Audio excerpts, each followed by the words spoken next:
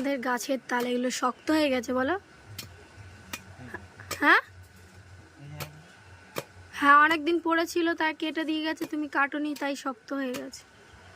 এখন তালের শ্বাস কাটছে, সবগুলোই কেটে ফেলো, এগুলো খাবো বসে বসে।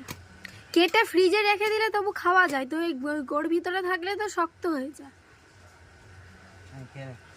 ওরম ভাবে কে খাবে? হ্যাঁ, তাহলে খাবো না, ওরম ভাবে নাকি মানুষ খায়।